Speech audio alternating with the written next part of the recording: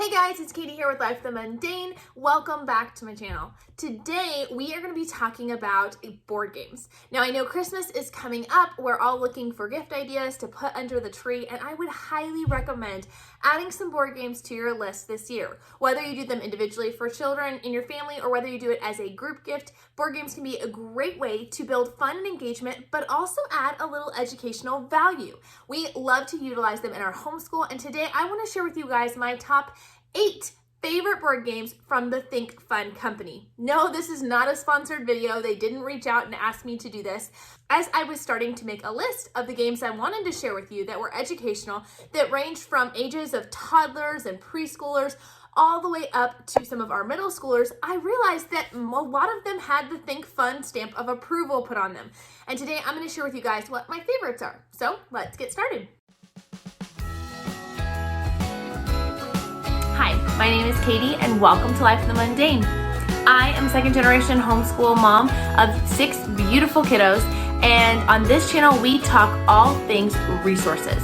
I love to share with you resources that are going to help you in your homeschooling and help encourage you in your biblical parenting and how you can utilize those to their fullest potential so that you can make the most of the little moments. This video is actually done as a collaboration that I am hosting because this is one of my passions, is playing board games with my kids. This is one of our family's favorite pastimes. And so every year I host a collab asking some of my YouTube friends to share their favorite board games. And they have done a great job this year, is no exception. So down in the playlist, be sure to check out the whole playlist of all the moms sharing their favorite board games because you're sure to find a few to add to your wish list. We're going to start from youngest to oldest, and my favorite game from the ThinkFun company for your littles is the roll and play game. It looks like this. It's just a soft plush dice with colors on every side, and then you will also get different colored cards that come with it. One of the things I love about ThinkFun games is they always are thinking about storage solutions. So in order to store this game, all you do is you slide the cards into the purple pocket, and that's all you need for space. Gameplay is super simple, and you can start playing this game with your kids as early as 12 to 18 months, depending on the child. It'll help them work on a whole myriad of skills because you see, as they roll the die, they will see a color on top. Whatever color is on top, they will go pick the coordinating card, and you will pull it out and you will do whatever it says on that card. So for instance, all the orange ones have to do with math. So our example here is count 5 fingers. All of the yellow ones have to do with emotions, make a sad face, make a happy face. All the blue ones have to do with colors. So find something in the room that's black. Find something in the room that's red or yellow or green. Then you've got your red cards that have to do with some kind of interactive material. So give someone a high five, go give someone a hug, things like that. Your purple has to do with body parts. Point to your nose, pull on your ears, jump up and down. And then the green ones all have to do with making a sound. So what does a duck say? What does a cow say? Things like that.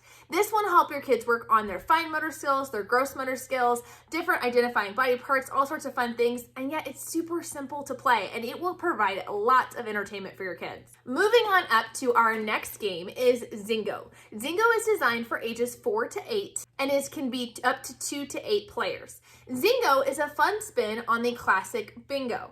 With this, your child is going to have their own card in front of them. They have 2 different sides, one for beginner, one for a little bit more advanced, and then you have your Zingo slider. You slide it forward, pull it back, and it will reveal 2 different cards.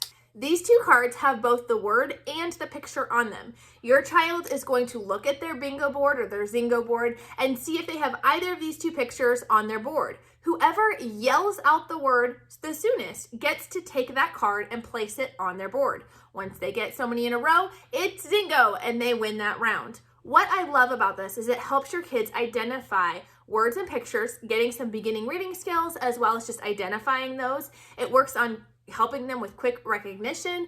And if you use programs like Lesson Picks, which I've talked about here before, if you guys don't know what I'm talking about, check out the video up in the iCard or down in the description below. But if you use programs like Lesson Picks, you can actually get printables that will share with you guys different printables that you can use to adapt this game to even older kids. You can utilize the printables that they offer to be able to turn this game into a game for much older kids relating to things that you're studying in school. Third on our list is hoppers. Now again, I told you that ThinkFun is all about consolidating and taking up as little space as possible. So while the box looks this big, you actually only need to store this. As your board game is here, and then you can slide it open to reveal all of your pieces. You'll have 12 frogs here, and then you'll have the playing cards. These cards are color-coded at the bottom. They have ones for easy, for medium, for hard, and for extra hard. And all you have to do is take your card out and take the number of frogs on the lily pad shown on the card and place them where they are placed on the card.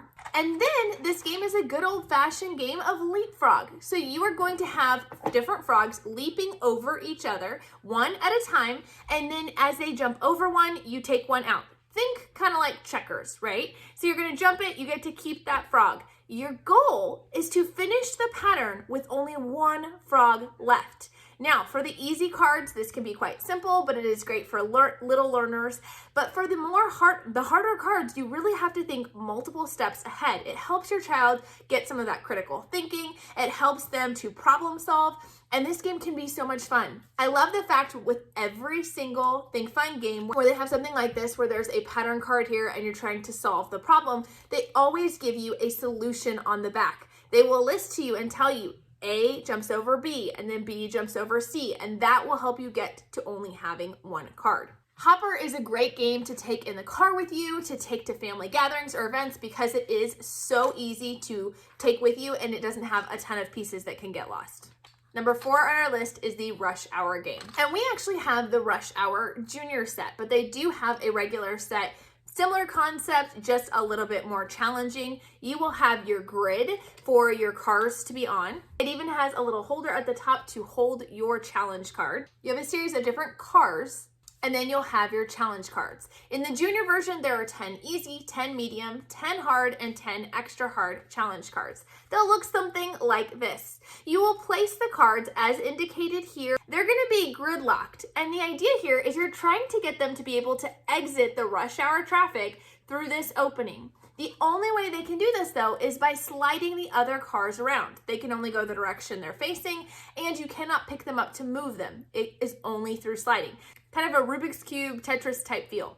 It really is a fun and engaging game, and I was really surprised how even some of my little ones were able to join in on the fun with this one. Once again, there are solutions on the back of the card. This is a really fun, engaging game for my kids, and they really enjoyed the challenge of the older cards. Once again, they thought of storage, so they have this fun drawstring bag that you can keep all of your pieces in and take it on the go. Next up is Gravity Maze. Gravity Maze is a game that was actually introduced to us by Megan over at Pennies and Salt through this very board game collab last year. We really enjoy getting to see everybody's ideas, and I really do take them to heart. This was one we were able to snag on some Black Friday deals, and this one has been so neat for my kids. I'll be honest, I really thought it would be too hard for them, but I was really impressed by how well they adapted. It's designed for ages 8 to adults, and yes, my husband had been playing it as well. This is a single player game, and so is Hopper and Rush Hour. I forgot to mention that. But with those games, my kids really enjoyed problem solving together, and they kind of discussed it. What if we tried it out here? What if we tried it out like this? So I love the fact they can play it alone or they can work together. With Gravity Maze, you will have these cubes that you'll be trying to place on the plate. You'll have a beginning cube, an ending cube that's shown on your card, and it will show you what color different cubes you should add to your game board. You don't know what order those should be in or how they should be turned or twisted, but you do know that you'll need those colors to complete the maze. You're trying to get your marble from one end to the other end. And this has been really fun for my kids to do. Again, challenge cards ranging from easy to super hard, lots of problem solving involved, and really something that they can have lots of fun with, even making their own challenges after they've completed all the challenge cards included. Next up is Potato Pirates. I did mention this one in my video last year because because again, we've always loved the ThinkFun games. This is the beginning coding game. So the idea here is your child will be listing out a series of actions that will then be played upon the next round. This one has a lot of fun humor as these potato pirates. As you're battling the potato pirates, you have the option to fry them or mash them or roast your opponents. But through this, they'll have a series of cards they have to lay out to complete their task. 2 more left, and that is Chicken War, which is one my son got for his birthday a couple of years ago that he has really loved. It's kind of like Clue meets Battleship, so to speak. And with Chicken War, what you're going to have is you're going to have your own chicken yard. Each player will. This is designed for ages 8 and up, and designed for 2 to 4 players.